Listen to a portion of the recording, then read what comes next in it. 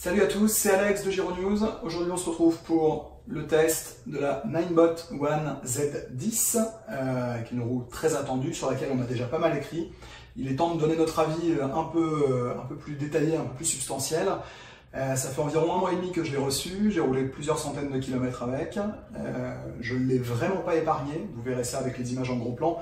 Elle a vraiment beaucoup souffert, et si elle a autant souffert, c'est parce que cette roue a un potentiel de fun assez particulier, voilà, qui donne envie d'aller peut-être un peu plus loin et un peu plus vite que ce qu'on fait avec d'autres. Je vais essayer de vous expliquer tout ça au cours de la vidéo qui vient. Voilà, donc c'est parti, allons-y pour le test de la Z10. Un petit mot peut-être quand même en intro sur sa disponibilité, ou plutôt son absence de disponibilité. Moi c'est un modèle que j'ai acheté en Chine.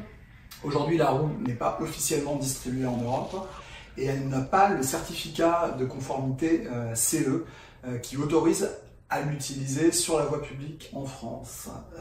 Donc qu'est-ce que ça veut dire? Ça signifie que si vous voulez une Z10 aujourd'hui, en attendant une éventuelle distribution officielle en Europe, il faut l'acheter en Asie, avec ce que ça implique en termes de délai, en termes de contournement de la TVA et en termes de SAV, puisque c'est parfois difficile de faire valoir ses droits à un service après-vente quand on a affaire à un marchand chinois. Et l'autre point, c'est que voilà, vous n'avez pas d'homologation de CE, donc en théorie, la roue ne peut pas être assurée et n'est pas autorisée à circuler sur la voie publique. Si jamais elle vous intéresse et si vous décidez de l'acheter, il faut le faire en connaissance de cause. Maintenant qu'on a dit ça, pourquoi est-ce que la Z10 c'est une roue aussi particulière? C'est-à-dire que Ninebot, c'est maintenant Ninebot by Segway qui appartient à Xiaomi, c'est un acteur historique de la Giro roue.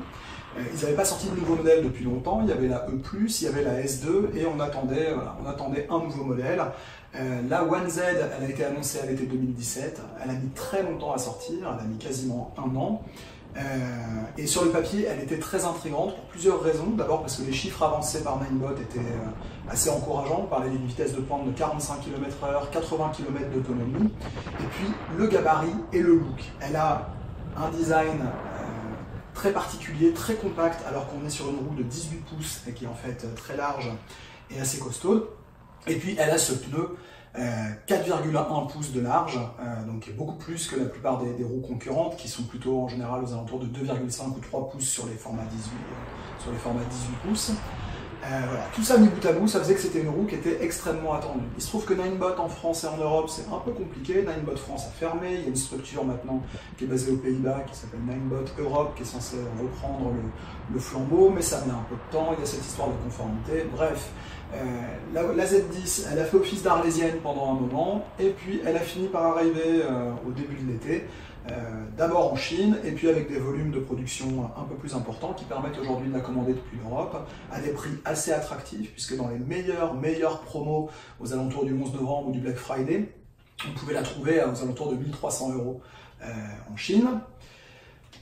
Bref, voilà, ça en faisait une roue extrêmement attendue, on était donc très curieux de l'essayer, on n'est pas déçu du voyage, il y a beaucoup de choses à dire, des positives et puis d'autres qui le sont moins. On va donc essayer de faire le tour d'horizon un peu complet. Déjà pour commencer, peut-être un rappel des caractéristiques, donc c'est une roue qui fait 18 pouces, ça la place en face de roues comme la KS18L chez Kingston ou la M Super X chez Gotway, enfin même si c'est une 19 pouces, on est sur des gabarits similaires. Le pneu 4,1 pouces de large, c'est un pneu tubeless, donc il n'y a pas de chambre à air.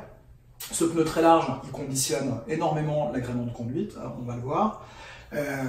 On est sur une batterie de 995 Wh, donc 1000 Wh disons pour arrondir. C'est moins qu'une roue comme la KS18L par exemple, c'est 50% de moins. L'autonomie théorique, autant le dire tout de suite, les 80 ou 90 km annoncés par Ninebot ne sont pas du tout au rendez-vous, c'est normal, avec 1000 Wh c'est pas possible. Le moteur fait 1800 watts. En pointe, il est capable de monter jusqu'à 3000 watts. On l'a vu sur des courbes de Darknessbot. Et la roue pèse 25,9 kg quand elle est équipée de son trolley et de son garde-boue amovible. Ok, alors maintenant on passe peut-être à l'apparence. Donc on a un design avec des coques vis extérieures qui sont assez faciles à démonter et qui permettent très facilement d'accéder à l'intérieur et à l'électronique. Ça peut se révéler pratique si jamais vous avez un problème de mise en veille profonde par exemple. Coque carénage avec un effet un peu carbone. La bonne nouvelle c'est que ces coques elles sont plutôt très résistante, elle raye forcément si jamais vous prenez des gadins, mais là on a fait quelques très belles chutes, notamment une à plus de 30 km/h sur du bitume, et la roue a vraiment valdingué dans tous les sens, rien n'a cassé, donc c'est plutôt bon signe pour les carénages. Le design, il est plutôt chouette avec un look, on entend pas mal des allusions à Batman, à la Batmobile. C'est vrai qu'il y a un peu de ça, il y a un look assez agressif avec ce phare vers l'avant, la forme un petit peu trapue qui donne voilà, un profil un peu élancé. Qu'est-ce qu'on peut dire? Donc le trolley et le garde-boue sont amovibles. Il faudra donc les installer vous-même quand vous recevez la roue, ou vous pouvez choisir de ne pas les mettre, essentiellement pour le look. Le garde-boue c'est quand même pratique, surtout en ce moment quand il peut faire un peu humide. Et le trolley, même s'il n'est pas génial, rend quand même des services au quotidien, donc je vous suggère de les installer.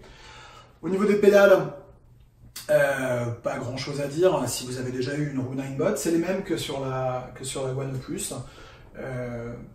Donc elles sont correctes, elles sont d'une taille satisfaisante.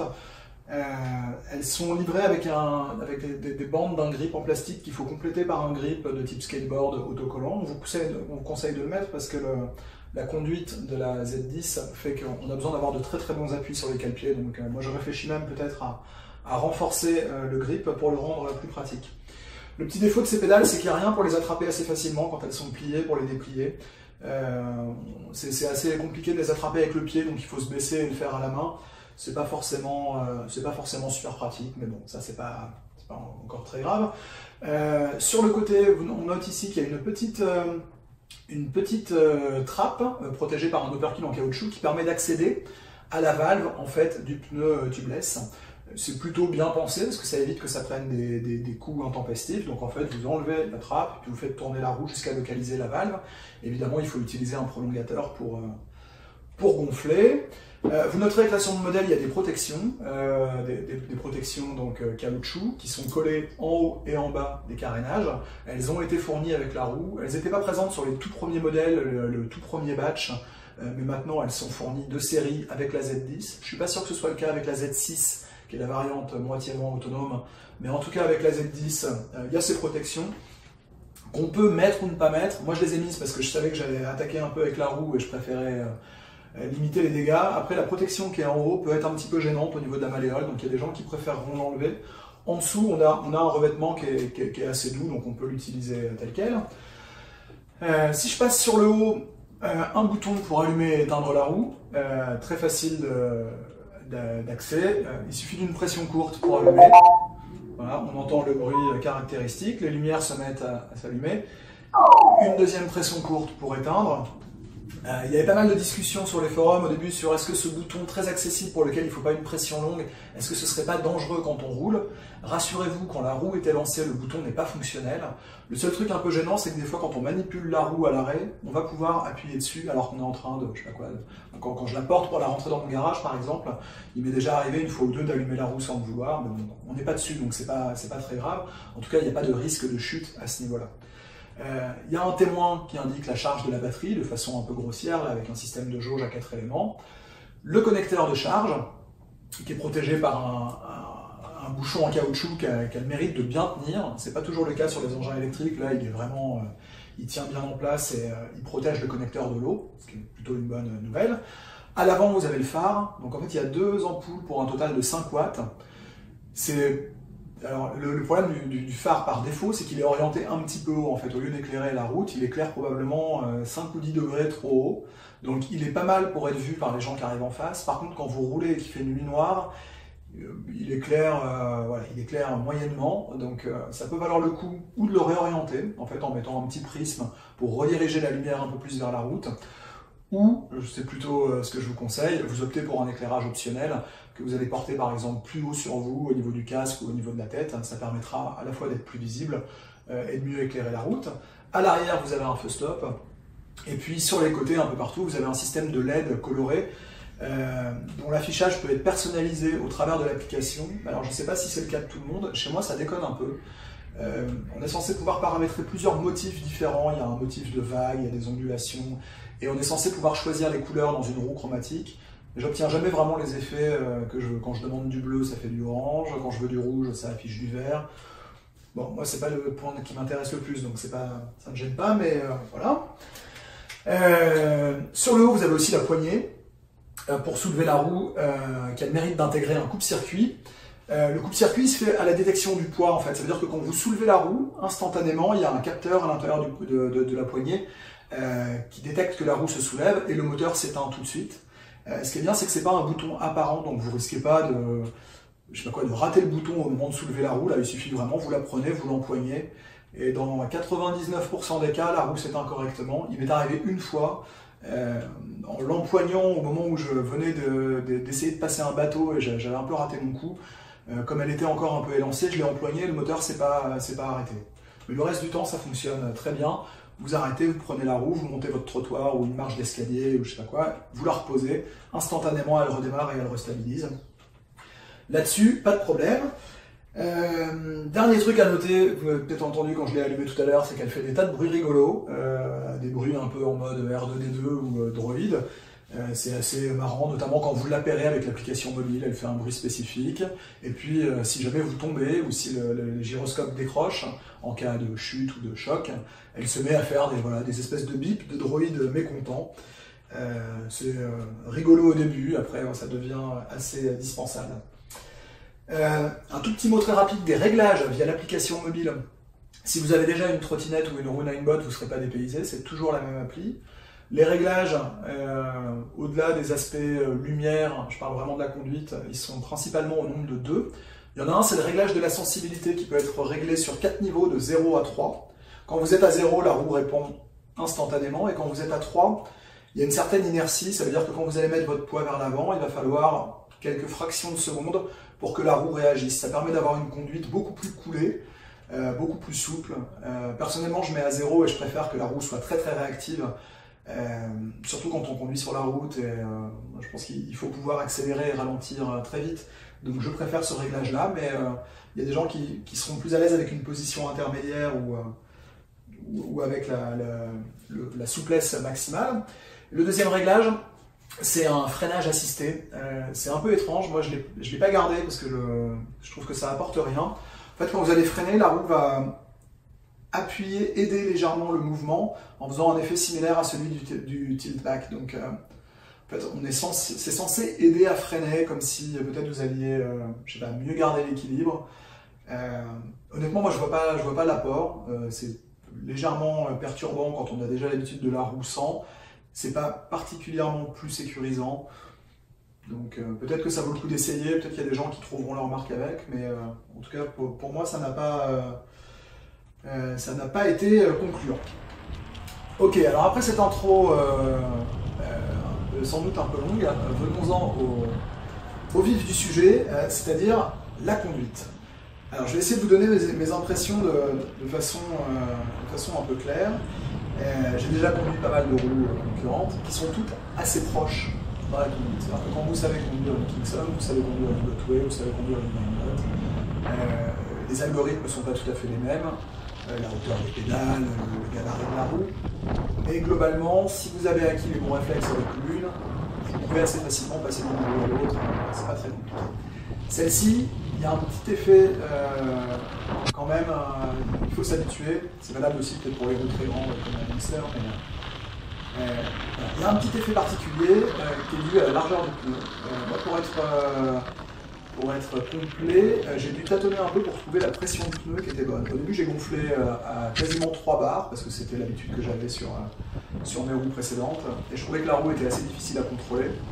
Il a fallu que je dégonfle jusqu'à à peu près 2,1, 2,2 bars pour trouver quelque chose de stable et réussir à faire que ce gros bonhomme de pneu se comporte comme je veux sur la route, et notamment quand il y a des bosses, des dévers ou des rainures sur le bouton.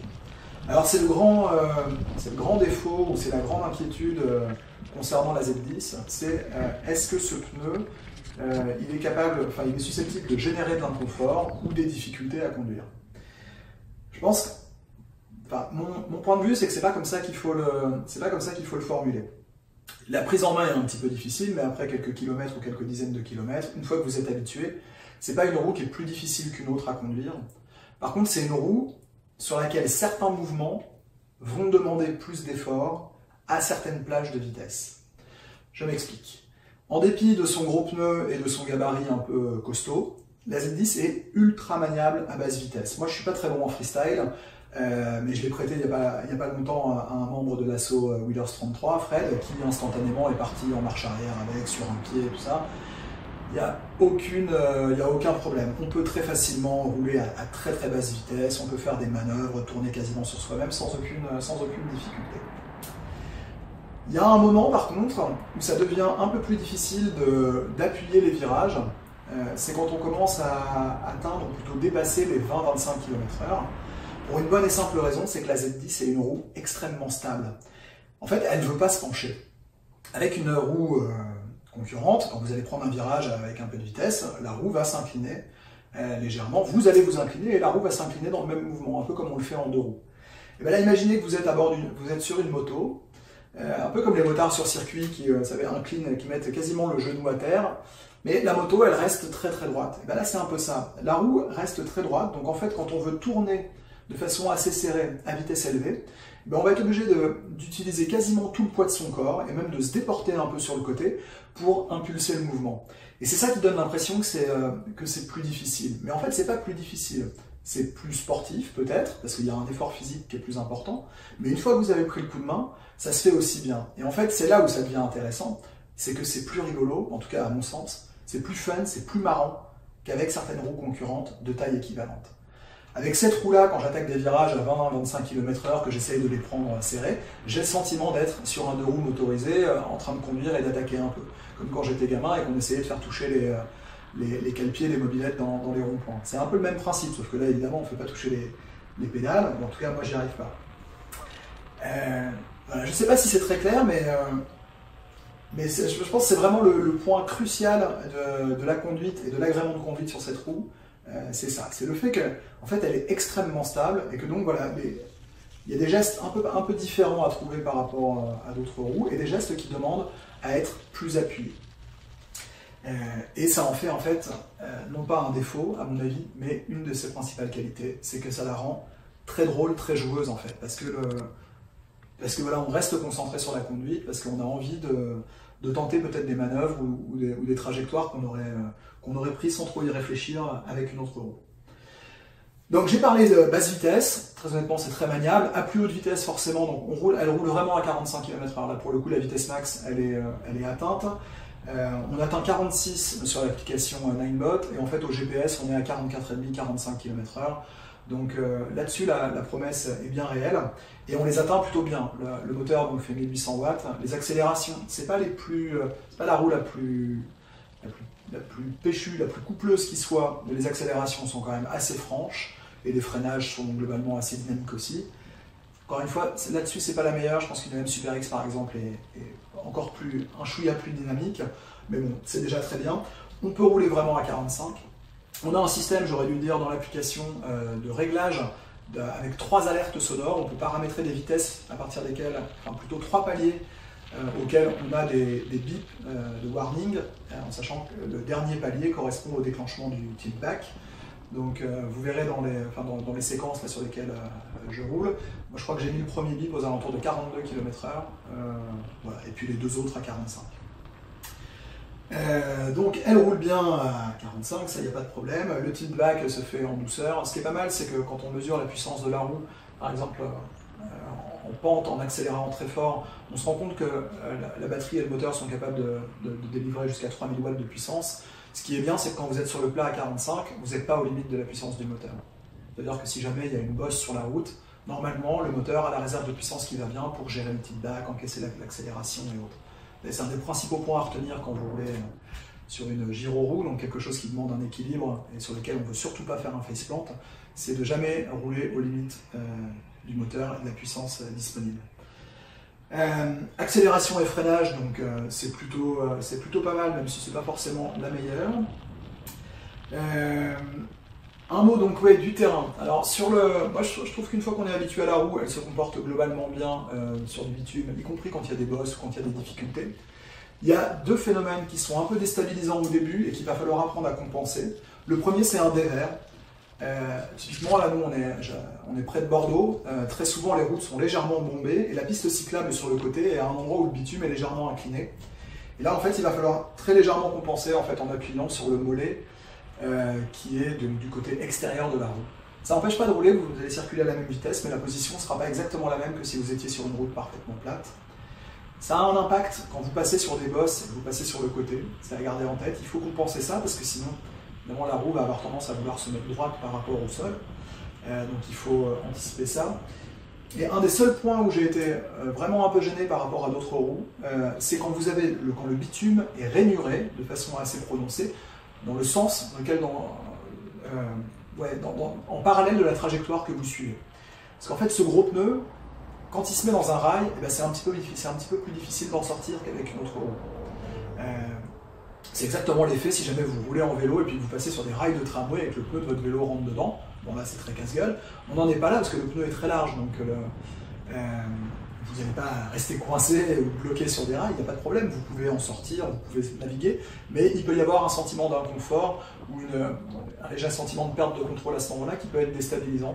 Donc c'est à garder en tête, de toute façon vous êtes sur une roue, il faut être vigilant à l'état de la route devant vous et faire attention aux obstacles, parce qu'évidemment l'erreur pardonne assez peu. En tout terrain ou pour passer des obstacles, c'est un régal. Là il y a évidemment, enfin c'était la promesse, elle est parfaitement tenue pour ce qui concerne l'off-road. Le seul endroit où je ne l'ai pas encore vraiment essayé, c'est du sable de type plage, mais que ce soit en forêt, sur des terrains un peu boueux, donc sur des terrains gras, des terrains sablonneux mais avec quand même un socle de terre, des chemins, des chemins de randonnée, des chemins de VTT, elle est hyper à son aise et c'est un régal à conduire. Faites un peu gaffe en cette période avec les feuilles mortes qui sont mouillées, ça m'a valu 2 gamelles. Quand le terrain est bien gras, parce qu'en fait quand vous accélérez ou vous freinez forcément, la roue a tendance à décrocher.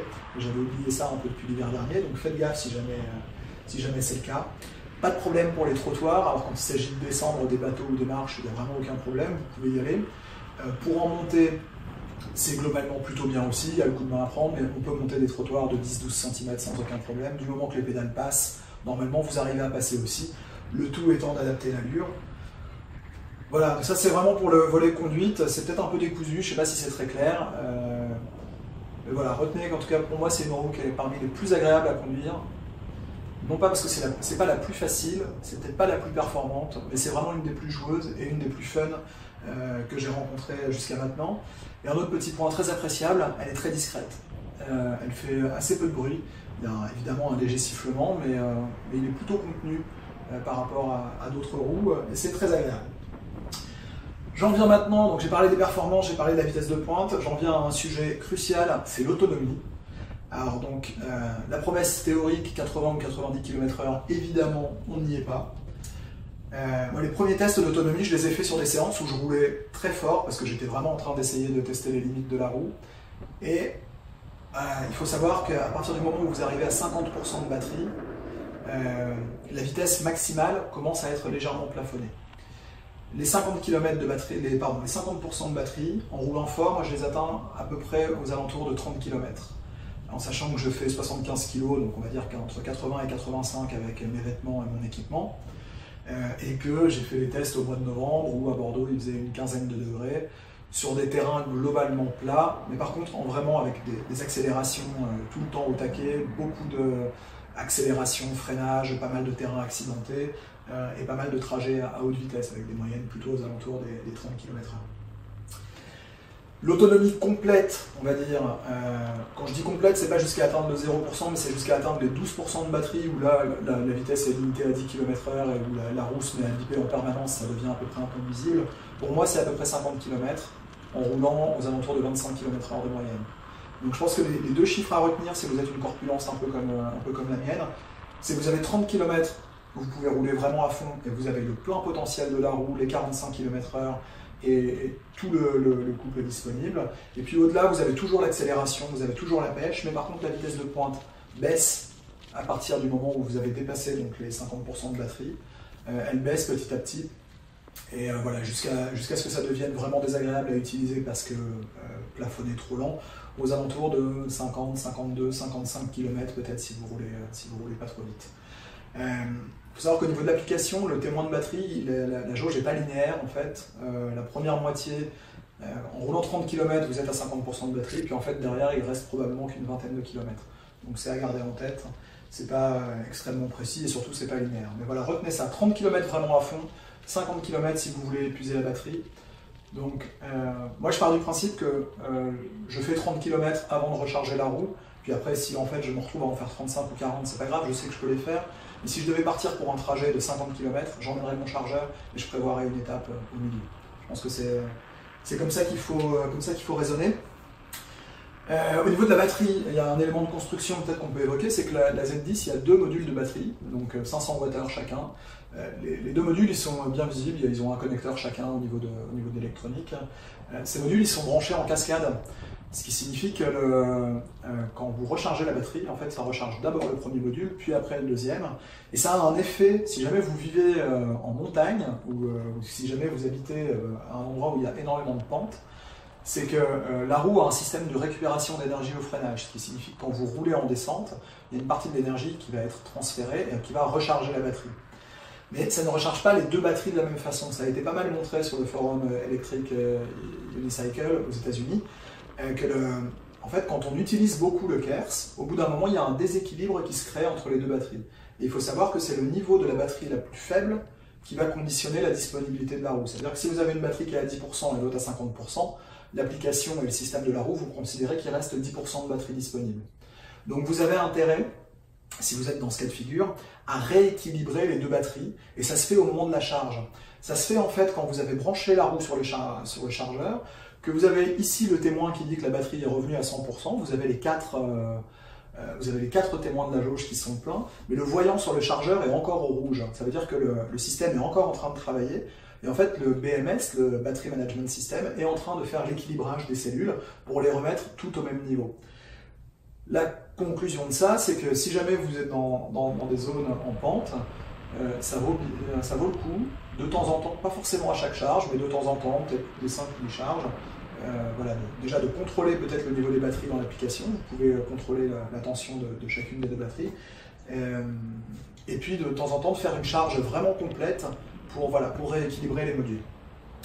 La recharge justement, elle se fait, je crois qu'on est à peu près 110 Wh, donc si la batterie était entièrement vide, il faudrait 8 heures à peu près pour la recharger, entre 8 et 9 heures. Moi en général, quand je m'arrête après avoir roulé 30 ou 40 km, il me faut à peu près 5 heures pour retrouver une charge complète. Donc c'est une charge qui est lente. Après, il y a la possibilité d'utiliser des chargeurs plus rapides, de type charge doctor, qui vous permettent par exemple aussi de plafonner la charge, de dire que vous ne voulez pas dépasser 90%. Il y a des adaptateurs qui existent, donc c'est possible si jamais ça vous intéresse. Voilà, j'ai parlé des performances, j'ai parlé du confort de conduite, un mot de la qualité de fabrication globale. Vous l'avez vu sur les close-up, je lui en ai vraiment mis plein la gueule, les pédales sont rayées, les protections ne tiennent plus bien, le scotch double face ne tient plus forcément très bien, mais la roue elle est intacte et elle fonctionne toujours au poil. Donc pour moi, en termes de fiabilité, sur cet exemplaire précis, j'ai aucun reproche à faire, elle fonctionne du feu de Dieu et j'ai pas rencontré le moindre problème avec. Il y a globalement pas mal d'utilisateurs qui ont l'air satisfaits. Il y en a plusieurs qui maintenant totalisent 1000, 2000 ou 3000 km, des gens comme Martillac notamment sur le forum américain, ce qui est plutôt bon signe en termes de fiabilité. Après, il y a aussi des gens qui ont eu des pépins avec leur roue. C'est un modèle qui est encore jeune, on ne peut pas être sûr à 100%. C'est un peu ce que je disais en début de vidéo. Comme pour l'instant il n'y a pas de distributeur officiel en France, c'est un achat à envisager voilà, un peu en connaissance de cause. Si vous avez un problème, il faudra probablement que vous vous débrouillez ou chercher des pièces ou réparer vous-même, donc c'est bien d'être quand même un minimum bricoleur ou un minimum à l'aise avec le sujet, d'avoir des copains qui le sont. Mais en tout cas, pour ce qui est de la qualité de fabrication, qualité d'assemblage, vraiment le design, le choix des matériaux, la résistance globale de l'ensemble, c'est top. Le seul point un peu faible, c'est le trolley, qui n'est pas très agréable à sortir et à rentrer. Le système télescopique il est un peu mal foutu, surtout si jamais il y a de la terre ou du sable qui vient se loger dedans, ça peut devenir un peu désagréable à l'usage. Voilà, bon, c'est pas très important, mais ça mérite peut-être d'être dit. Voilà, je pense que c'est déjà très long, donc j'en viens à la conclusion. Donc très clairement, vous avez compris, les plus pour moi, c'est l'agrément de conduite, qualité de fabrication. C'est le plaisir qu'on prend à la conduire. C'est cette stabilité qui fait que voilà, qu'on peut attaquer, qu'on sait que la roue ne décroche pas. Et quand on est sur un terrain qu'on connaît, ça ne veut pas dire sur du bitume très lisse, mais si vous êtes dans une forêt où vous connaissez les chemins, vous avez l'habitude, vous pouvez vraiment mettre le paquet, c'est super agréable. Voilà, c'est très très gratifiant comme conduite, on a vraiment le sentiment, on se fait vraiment plaisir. Par contre, mettez des protections, parce que même quand on est un leader expérimenté, il arrive qu'on se gamelle. C'est pas mal d'avoir des gants, un casque, et pourquoi pas des genouillères ou d'autres, voire plus. Le look, que moi perso, j'adore. Ça, c'est pour les points positifs. Et puis dans les points négatifs, donc, le trolley un peu moyen, les pédales qui peut-être auraient pu être un peu plus grandes ou avec un grip un peu plus efficace. Et clairement, l'autonomie, qui est pour moi qui est vraiment la déception. Moi, j'aurais voulu pouvoir rouler vraiment 50 km au taquet avec. Et on en est quand même assez loin. On est plutôt à la moitié de ça.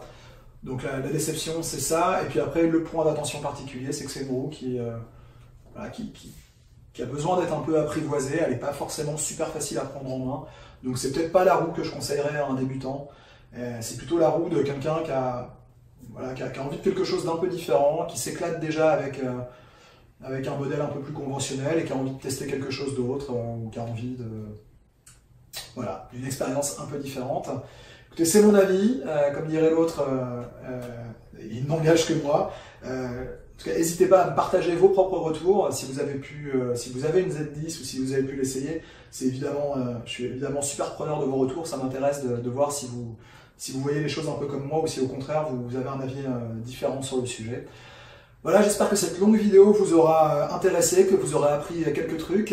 Je vous renvoie aussi vers le site, vers Geronews, pour le test écrit, avec pas mal de photos, peut-être avec des commentaires un peu plus structurés, avec les liens pour l'acheter au meilleur prix aussi, ou sur Gearbest, ou sur AliExpress. Et puis voilà, je vous dis à bientôt pour de nouvelles vidéos. Salut!